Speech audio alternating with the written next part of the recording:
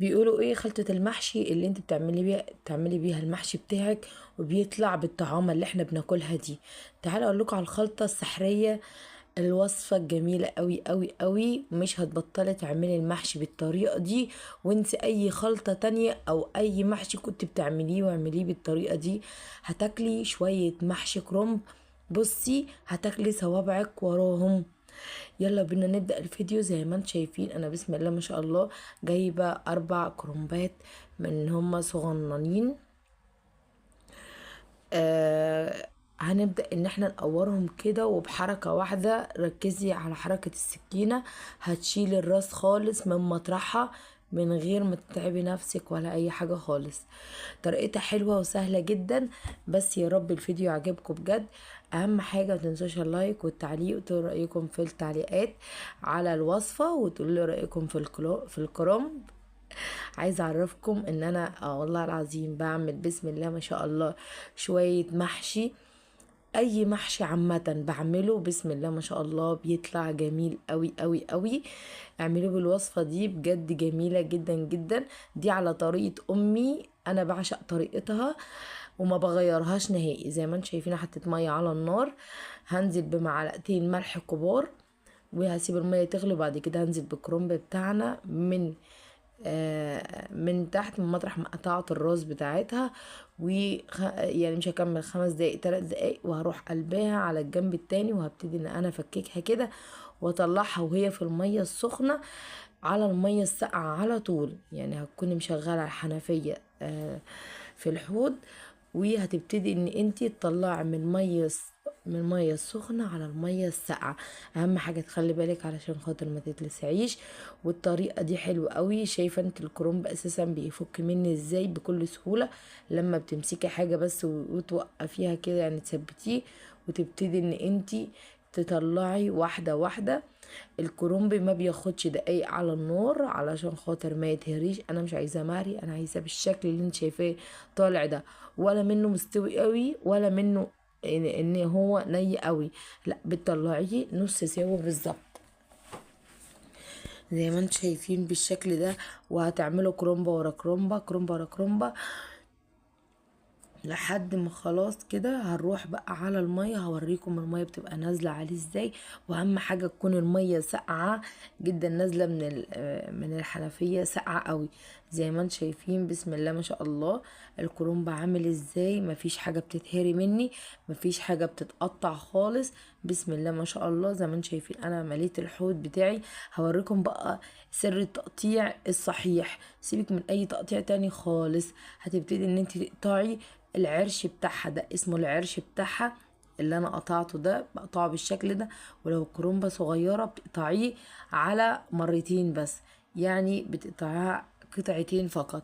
زي ما انت شايفه بقى همسك الورقه كده وهبتدي اقطعها الاشكال اللي انت عايزاها. يعني صباع كبير بتقطعي الورقه نصين وخلاص. لكن لو عايزاها اصغر بتقطعي الورقه ل3 نصات او 4 كمان على حسب ما انت بتلفي. وهوريكي طريقة حلوة قوي قوي لللف من غير ما تتعبي نفسك ولا اي حاجة من دي خالص. بسم الله ما شاء الله انا عملت الكمية كلها. شايفين الكمية كلها بقت عاملة ازاي، كلها مرصوصة فوق بعضها. يعني عايزة اقول لكم حاجة جميلة جدا جدا جدا. هنبتدي بقى ان احنا نركنها وهنبتدي نعمل الخلطة بتاعتها التانية. هنبتدي نجيب 4 بصلات. بتجيبي 4 بصلات كبار. برضو كل حاجة هتعمليها حسب الكمية. لو كرومبة واحدة بتحطي بصلتين فقط. انا بحب اقلل في الحاجات دي مش بكترها. عايز اعرفكم ان هو مش بكتر البصل او بكتر الحاجات دي خالص. هقول لكم ليه دلوقتي. هبتدي اروح نازلة بحوالي 5 معالق من الزيت بالشكل اللي انتوا شايفينه ده، وهروح مدياها تشويحة. يعني التشويحة والتانية والتالتة هروح نازلة بالصلصة، مش هحمرها خالص علشان خاطر دي للناس اللي القولون بيبقى تعبها، بتبقى جميلة قوي قوي. لكن لو القولون مش تعبك تقدر ان انت تحمري البصلايه حلو لحد ما تبقى حمرا معاكي، وبعد كده تروحي نازله بالصلصه. زي ما انت شايفه انا كنت عندي صلصه في الفريزر مخزناها، رحت مطلعه 3 اكياس ونزلت بيهم يعني حوالي كيلو ونص او 2 كيلو من الطماطم. انا عزيت نفسي في المحشي بحب الطماطم كتير قوي. هروح جاي بقى هكون مخرطة واحدة بنجر على جنب، ماشي. بس هقول لكم الاول السر اللي انا بيخلي الصلصه معايا جميله قوي قوي قوي يا بنات. وغير كده كمان بيخلي ليها ريحه كانك حاطه فيها لحمه. هروح نازله بمعلقه ليا كبيره او معلقه دهنه على حسب ما بتقولوها. وخلاص كده التسبيكه بقت خلاص اتسبكت معايا. اول ما تنشف معاكي انا عايزاها كده تبقى بالشكل ده، ان كل الميه اللي فيها تبقى ناشفه خالص. هبتدي اجيب كيلو من الرز، وابتدي اجيب معايا كزبره وشبت وبقدونس. عايزه تستغنى عن البقدونس يا لهوي انت كده حاجه جميله. تكتري في الشبت، اهم حاجه في الوصفه دي ان انت تكتري الشبت على قد ما تقدري، يعني تحطي ربطتين او 3 شبت. وهروح نازله بقى ايه بمعلقه كبيره من الكزبرة. وهروح نازلة بمعلقة كبيرة من الفلفل الأسود ومعلقة كبيرة من الكمون. خليكم مركزين في ال3 توابل دول. معلقة كبيرة من الكزبرة الناشفة اللي بتبقى عند العطار، ومعلقة كبيرة من الكمون، ومعلقة كبيرة من الفلفل الأسود. وهروح نازلة بمعلقة كبيرة من الملح. وبعد كده هروح نازلة بالصلصة زي ما انتوا شايفين كده. وهبتدي ان انا اديها بقى التقليبات بتاعتها، وكل ما تحتاج صلصة اروح نازلة بيها. مش هنزل بالصلصة كلها عليها وبعد كده الاقيها مش مظبوطة معايا ولا الاقيها صيصة، لا. انا بنزل بالصلصة واحدة واحدة علشان خاطر تتظبط معانا. احنا هنعمل كل حاجة على الني يا جماعة، يعني كل حاجة هنعملها كده ني في ني. ما تحطيش حاجة على النار ولا تتعبي نفسك ولا اي حاجة، لا، كل حاجة تبقى معانا ني في ني. خلاص كده هي بقت معانا هي زي العسل. هنديها بقى ايه نقطتين زيت كده، يعني معلقة زيت علشان خاطر بس يديك اللمعة. شفت انت اللمعة اللي بيبقى في المحشي؟ آه هي دي بالظبط. هنروح ايه مدينها بس تقليبة كده وخلاص على كده. وهنمسح بس اللي فوق في الطبق ده علشان ايه يبقى شكله حلو.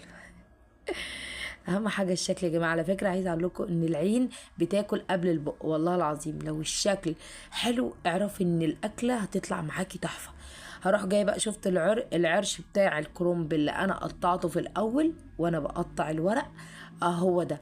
هبتدي ان انا اخد شويه كتار كده واروح مقطعهم لقطع صغيرين زي المربع، واروح نازله بيهم في قعر الحله وهركنها على جنب. تعالي بقى اوريكي الطريقه الحلوه قوي اللي مش هتاخد منك مجهود ومش هتتعبك ولا تتعب ظهرك.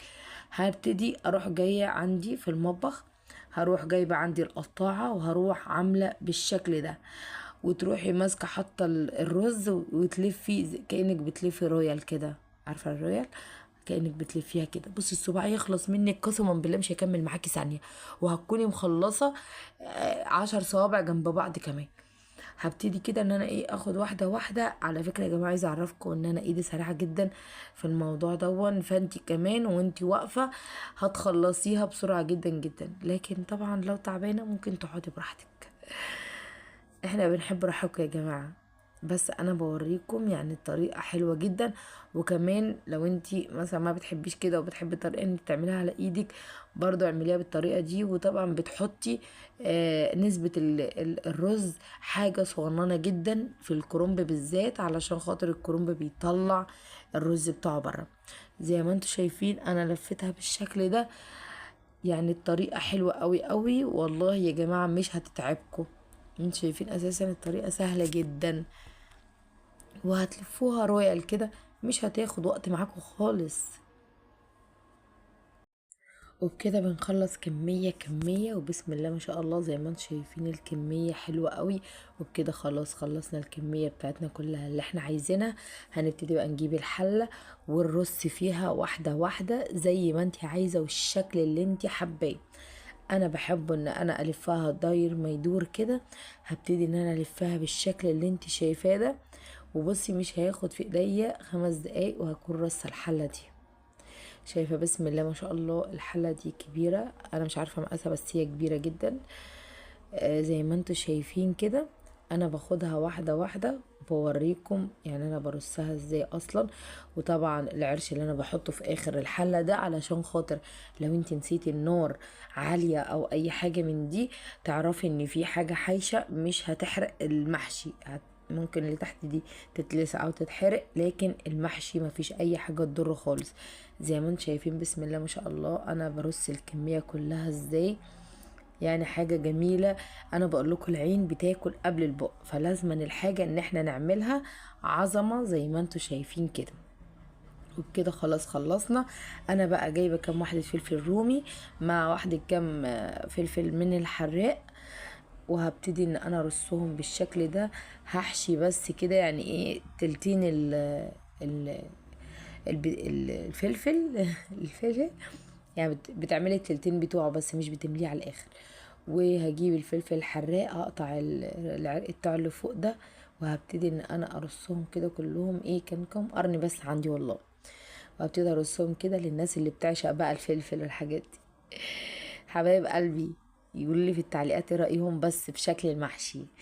هبتدي بقى ان انا ايه عايزه ادي للرز، عايزه ادي للمحشي اللمعه. عارفين انتوا اللمعه اللي انتوا بتجيبوها من بره دي بتاع لما بتيجي على الوش المحشي كده تلاقوه بيلمع؟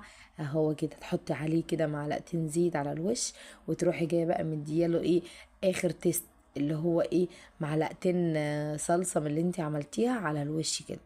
وهنبتدي بقى نحطها على النار، ونحط كده ايه من الجنب عشان الصلصه والحاجه ما تتبهدلش. هنروح حاطينها كده ايه ما بين الفلفل بالراحه الشوربه بتاعتنا. عامله بقى شوربه فراخ، شوربه لحمه، اللي انت حباها تعمليه. وهتبتدي كل ما تحطي شوربه تهزي الحله كده علشان خاطر الشوربه تنزل تحت لحد قعر الحله. هبتدي اروح حاطه لحد ما يبقى يعني فوق المحشي بحاجه بسيطه جدا زي ما انتم شايفين بالشكل ده. وهبتدي بقى ان انا ايه هروح مغطياه، وهسيبه بقى ياخد غلوتين 3 مع نفسه كده. وهرجع لكم تاني وخليكم معايا لاخر الفيديو.